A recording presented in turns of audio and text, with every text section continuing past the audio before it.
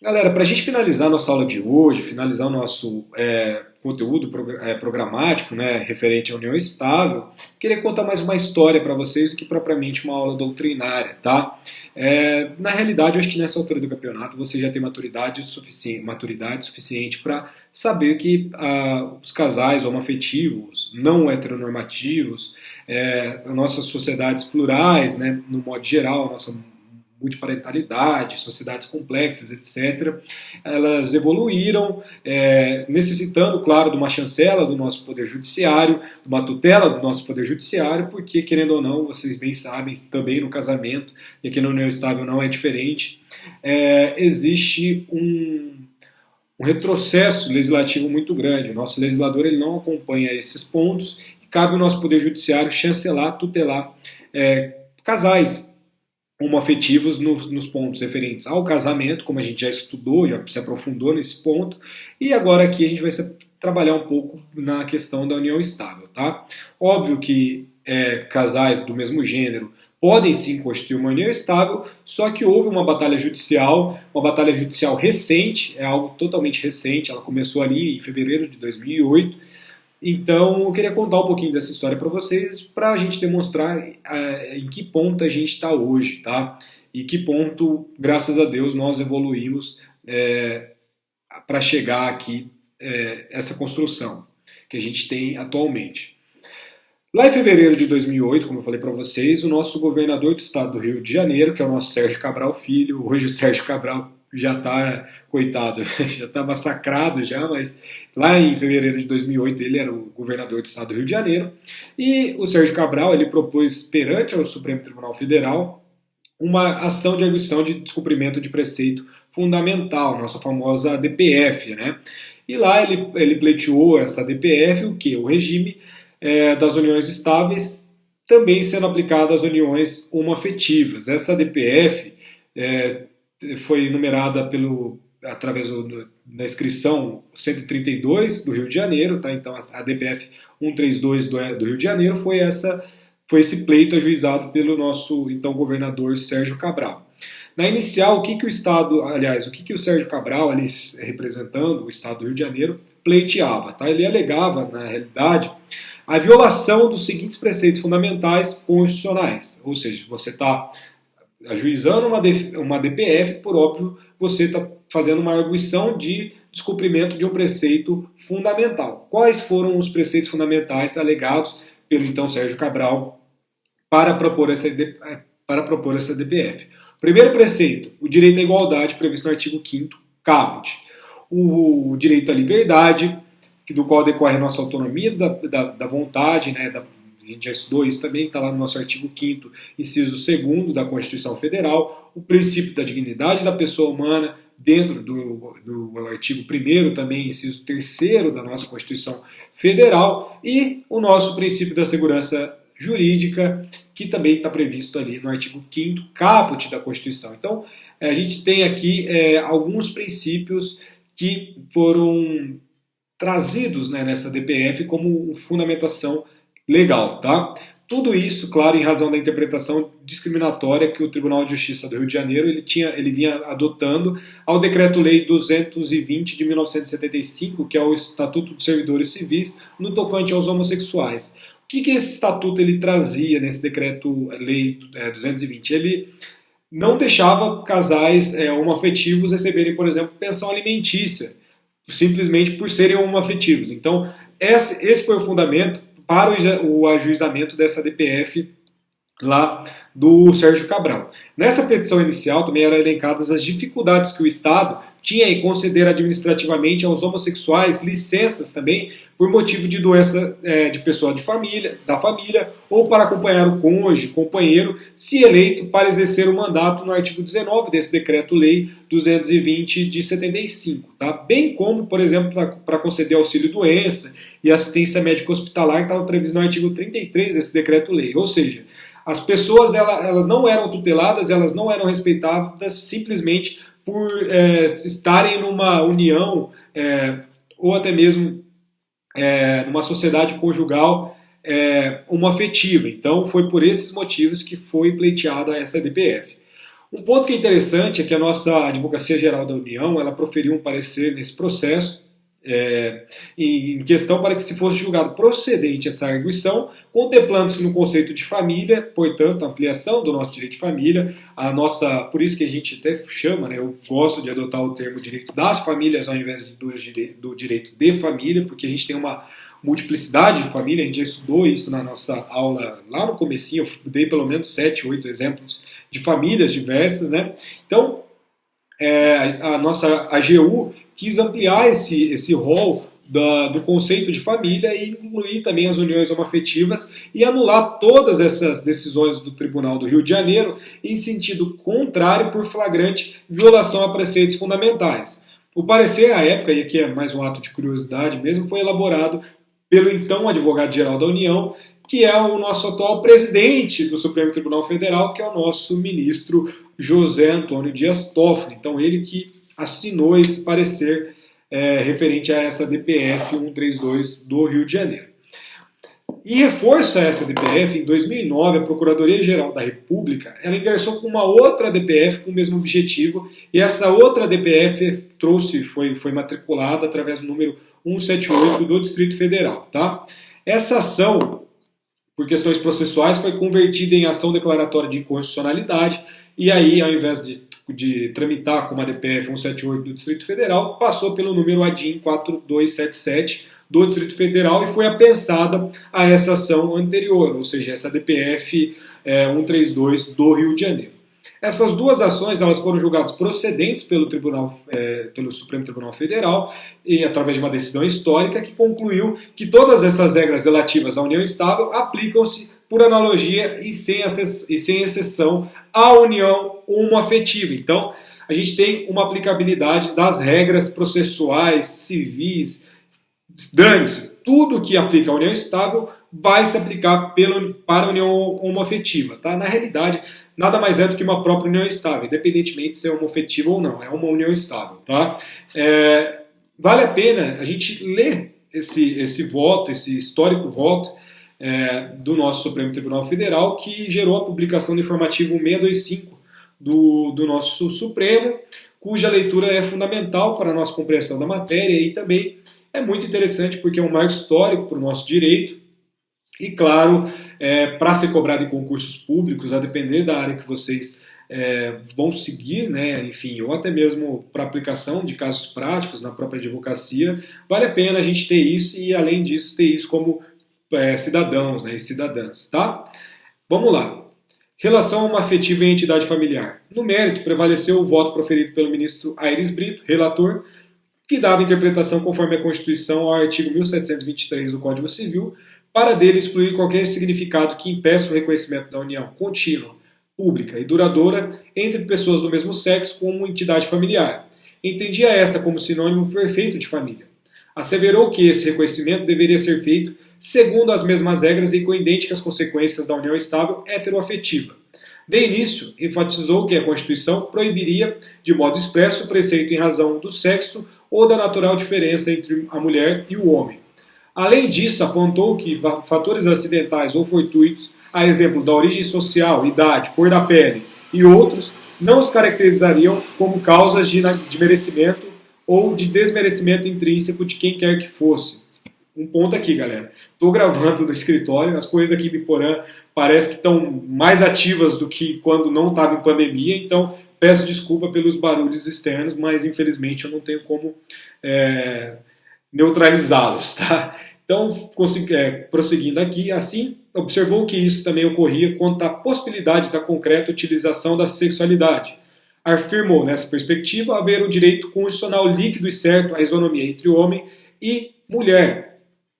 A. De não sofrer discriminação pelo fato em si, contraposta confirmação anátomo-fisiológica. B. De fazer ou deixar de fazer uso da respectiva sexualidade. E C. De, nas situações de uso de emparcerado da sexualidade, fazê-lo com pessoas adultas do mesmo sexo ou não. Em passo seguinte, assinalou que, no tocante ao tema do emprego da sexualidade humana, haveria mais liberdade do mais largo espectro ante o silêncio intencional da Constituição. Apontou que essa total ausência de previsão normativa constitucional referente à fruição da preferência sexual Em primeiro lugar, possibilitaria a incidência da regra de que tudo aquilo que não estiver juridicamente proibido ou obrigado está juridicamente permitido. Em segundo lugar, o emprego da sexualidade humana diria respeito à intimidade e à vida privada, as quais seriam um direito da personalidade. E por último, dever-se considerar a âncora normativa do parágrafo 1º do artigo 5º da Constituição Federal. Destacou outro sim, que essa liberdade para dispor da própria sexualidade inferir-se-ia no rol dos direitos fundamentais do indivíduo, sendo direta emanação do princípio da dignidade da pessoa humana e até mesmo cláusula pétrea.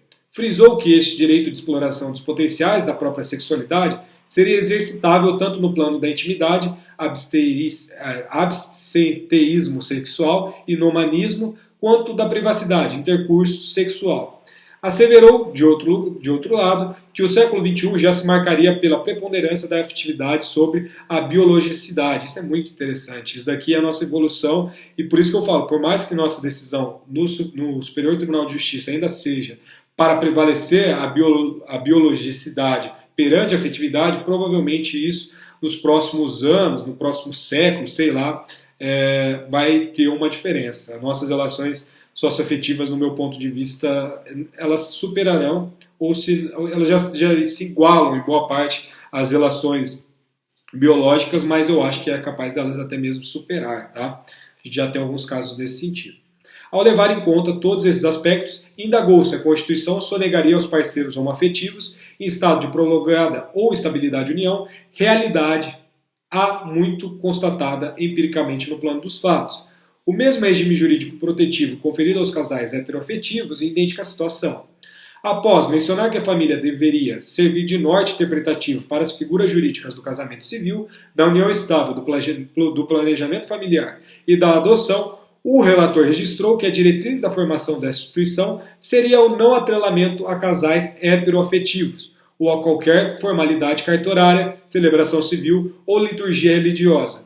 Realçou que família seria, por natureza ou no plano dos fatos, vocacionalmente amorosa, parental e protetora dos respectivos membros, constituindo-se no espaço ideal das mais duradouras, afetivas, solidárias ou espiritualizadas relações humanas de índole privada, o que a credenciaria como base da sociedade na regra do caput do artigo 226 da Constituição.